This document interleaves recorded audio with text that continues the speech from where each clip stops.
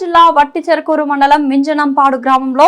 కేంద్ర మంత్రి పెమ్మసాని చంద్రశేఖర్ గుంటూరు కెనాల్ను పరిశీలించారు. కెనాల్ ఆధునీకరణకు సీఎం చంద్రబాబు నాయుడు నిధులు మంజూరు చేశారని, ఈ నేపథ్యంలో సీఎం చిత్రపటానికి పాలాభిషేకం చేశారు. ఎమ్మెల్యే బూర్ల రామాంజనేయులు మాట్లాడుతూ, రైతులే వెన్నెముక అని ఈ ప్రాంతానికి గుంటూరు కెనాల్ ముఖ్యమైనదని, గుంటూరు కెనాల్ ఫ్లో లేకపోవడంతో రైతులు ఇబ్బంది పడుతున్నారని, గుర్రపు డెక్క పేరుకుపోతోందని, గుంటూరు కెనాల్ ఆధునీకరణతో పాటు పొడిగింపు చేస్తున్నామని, వైసీపీ ప్రభుత్వంలో గుంటూరు కెనాల్ పనులను ముందుకు తీసుకెళ్లలేదని, 47 నుంచి 74 కిలోమీటర్ వరకు పొడిగింపు చేస్తున్నామని, పొడిగింపుకు అవసరమైన భూసేకరణ కోసం కేటాయించామని, 75,000 ఎకరాల సాగు, 50 గ్రామాలకు త్రాగునీరు అందుతాయని, ఆధునీకరణ కోసం 369 కోట్లతో ప్రస్తుతం పరిపాలనా పరమైన అనుమతి ఇచ్చారని ఎమ్మెల్యే బూర్ల రామాంజనేయులు తెలిపారు.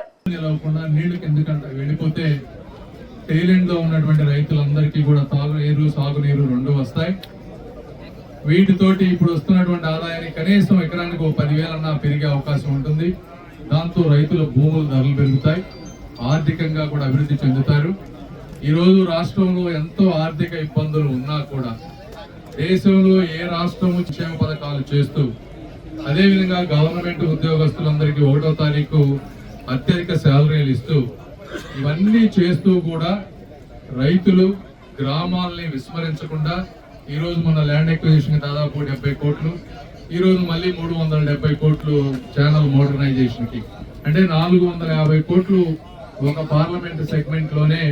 కేవలం రైతుల గురించి ఖర్చు పెడుతున్నటువంటి ప్రభుత్వం కూటమి ప్రభుత్వం.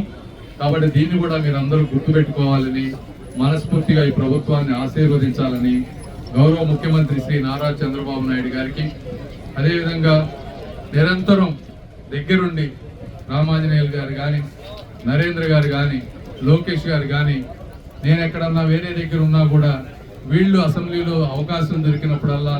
నిమ్మల రామానాయుడు గారితో, చీఫ్ సెక్రటరీ సాయి ప్రసాద్ గారితో,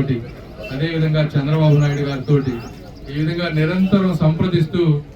దీనిని మర్చిపోకుండా చేసి ఈరోజు శాంక్షన్ చేయించిన ఎమ్మెల్యేలకి అందరికీ, ఇక్కడ ఉన్నటువంటి ఇంజనీరింగ్ అధికారులు ఎన్ని ఎస్టిమేట్స్ చేసి మాతో వర్క్ చేసి గవర్నమెంట్ పంపించినటువంటి ఇంజనీరింగ్ అధికారులకి, వ్యవసాయ శాఖ అధికారులకి,